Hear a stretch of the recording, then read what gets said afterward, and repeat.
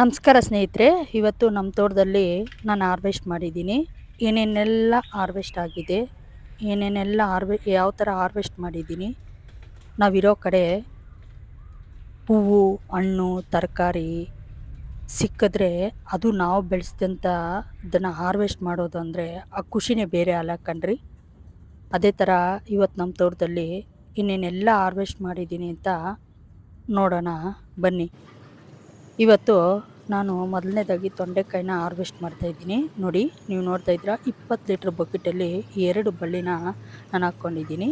ಇದನ್ನು ಪೆನ್ಸಿಲ್ ತೊಂಡೆ ಅಂತ ಕರಿತೀವಿ. ಕಾಯಿ ಸ್ವಲ್ಪ ಉದ್ದ ಇರುತ್ತೆ, ಸ್ವಲ್ಪ ಸಣ್ಣ ಇರುತ್ತೆ, ಅಂದರೆ ಟೇಸ್ಟ್ ಮಾತ್ರ ಸೂಪರಾಗಿರುತ್ತೆ ಕಣ್ರಿ. ಸ್ವಲ್ಪ ಗೊಬ್ಬರ, ಸ್ವಲ್ಪ ನೀರು, ಹಾಗೆಯೇ ಸ್ವಲ್ಪ ಕೇರ್ ಮಾಡಿದ್ರೆ ನೋಡಿ ಅದ್ರ ಪ್ರತಿಫಲ ನಾವು ಕಣ್ಮುಂದೆನೇ ನೋಡ್ಬೋದು ಕಣ್ರಿ.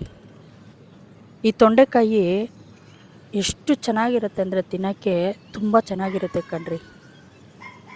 ನೀವು ಒಂದು ಸತಿ ಒಂದು ಬಳ್ಳಿನ ಇಟ್ಟು ಬೆಳೆಸಿ ಅದರಿಂದ ಬರುವಂಥ ಹಾರ್ವೆಸ್ಟ್ ಮಾಡಿ ತಿಂದರೆ ಆ ಖುಷಿನೇ ಬೇರೆ ಕಣ್ರಿ.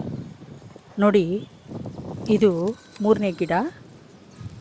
ಇದು ನಾಟಿ ತೊಂಡೆಕಾಯಿ ಕಣ್ರಿ. ಇದಕ್ಕೂ ವ್ಯತ್ಯಾಸ ಏನಂದರೆ ಕಾಯಿ ಸ್ವಲ್ಪ ದಪ್ಪ ಇರುತ್ತೆ, ಹಾಗೆಯೇ ಉದ್ದ ಇರಲ್ಲ ಕಣ್ರಿ. ಸ್ವಲ್ಪ ಗಿಡ್ಡ ಇರುತ್ತೆ. ಟೇಸ್ಟ್ ಮಾತ್ರ ಅಲ್ಟಿಮೇಟ್ ಕಣ್ರಿ, ತುಂಬ ಚೆನ್ನಾಗಿರುತ್ತೆ. ಡಯಾಬಿಟೀಸ್ ಇರೋರ್ಗಂತೂ ಈ ಪಲ್ಯ ತಿಂದರೆ ಆರೋಗ್ಯಕ್ಕೆ ತುಂಬ ಒಳ್ಳೆಯದು ಕಣ್ರಿ. ಇದನ್ನು ಒಂದು ಬಳ್ಳಿ ಬೆಳೆಸ್ಕೊಂಡ್ರೆ ಸಾಕು, ನಮಗೆ ವರ್ಷ ಇಡೀ ತರಕಾರಿ ಕೊಡುವಂಥ ಬಳ್ಳಿ ಅಂತಲೇ ನಾನು ಹೇಳ್ತೀನಿ ಕಣ್ರಿ. ಚಟ್ನಿ ಮಾಡ್ಕೋಬೋದು, ಹಾಗೆಯೇ ಸಾಂಬಾರಿಗೆ ಉಪಯೋಗಿಸ್ಬೋದು, ಪಲ್ಯ ಮಾಡ್ಕೋಬೋದು. ನೋಡಿ, ನನಗೆ ಇಷ್ಟು ತೊಂಡೆಕಾಯಿ ಈ ಗಿಡಗಳಿಂದ ಸಿಕ್ಕಿದೆ ಕಣ್ರಿ.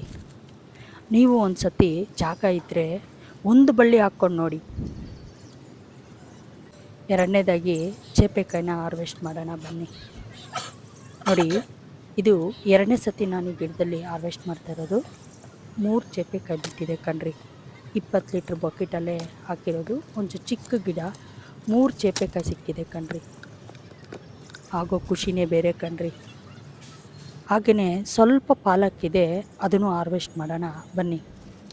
ನೋಡಿ, ಎಲ್ಲ ಸೀಡ್ಸ್ ಫಾರ್ಮ್ ಆಗಿದೆ. ಈ ಸತಿ ನಮ್ಮ ತೋಟದಲ್ಲೇ ನಾನು ಸೀಡ್ಸ್ ಮಾಡಿಕೊಂಡು ನಾನು ಸೊಪ್ಪನ್ನ ಬೆಳ್ಕೋಬೇಕು ಅಂದ್ಕೊಂಡಿದ್ದೀನಿ. ಅದಕ್ಕೆ ಸೀಡ್ಸ್ನ ಫಾರ್ಮ್ ಆಗೋಕ್ಕೆ ಬಿಟ್ಟಿದ್ದೀನಿ ಕಣ್ರಿ.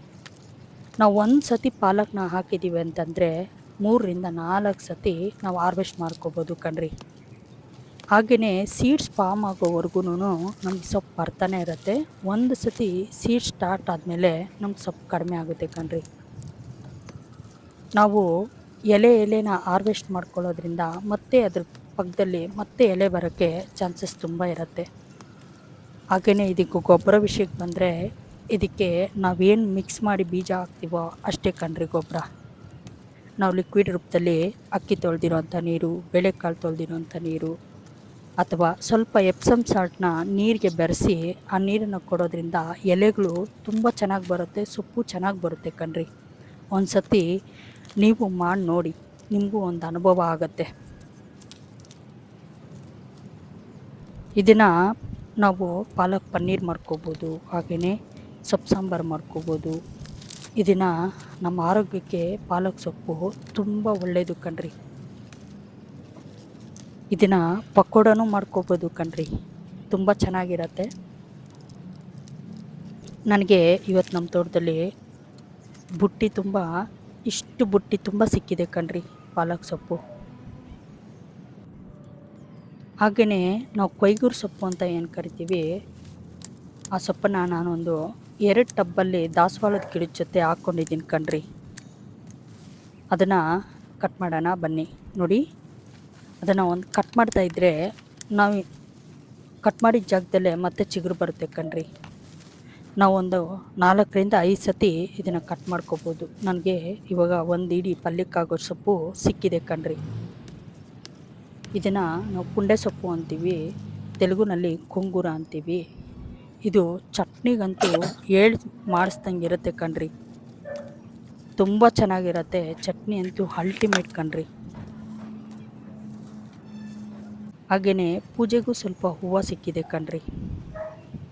ಅದನ್ನು ಹಾರ್ವೆಸ್ಟ್ ಮಾಡೋಣ. ಇದನ್ನು ಚಿಕ್ಕ ನಂದಿ ಬಟ್ಲು ಅಂತ ಕರಿತೀವಿ. ನೋಡಿ ಹೂವು ಎಷ್ಟು ಚೆನ್ನಾಗಿದೆ ಅಂತ. ದಾಸವಾಳ ಹೂವನ್ನು ಹಾರ್ವೆಸ್ಟ್ ಮಾಡಿದ್ದೀನಿ. ಆ ಕ್ಲಿಪ್ಪು ಮಿಸ್ ಆಗಿದೆ, ಹಾಗೆಯೇ ವಿಡಿಯೋ ಲೆಂತಿ ಆಗುತ್ತೆ ಅಂತ ಅದನ್ನು ಕಟ್ ಮಾಡಿದ್ದೀನಿ ಕಣ್ರಿ. ಇದನ್ನು ಶಂಖ ಹೂವು ಅಂತ ಕರಿತೀವಿ. ಇದು ಪೂಜೆಗೂ ತುಂಬ ಶ್ರೇಷ್ಠ, ಆರೋಗ್ಯಕ್ಕೂ ತುಂಬ ಒಳ್ಳೆಯದು ಕಣ್ರಿ. ನೋಡಿದ್ರಲ್ಲ ನಮ್ಮ ತೋಟದಲ್ಲಿ ಹಾರ್ವೆಸ್ಟು. ಯಾರಿಗೆಲ್ಲ ಇಷ್ಟ ಆಯಿತೋ ಒಂದು ಲೈಕ್ ಮಾಡಿ, ಶೇರ್ ಮಾಡಿ. ನೆಕ್ಸ್ಟ್ ವಿಡಿಯೋದಲ್ಲಿ ಸಿಗೋಣ. ಎಲ್ಲರಿಗೂ ಧನ್ಯವಾದಗಳು.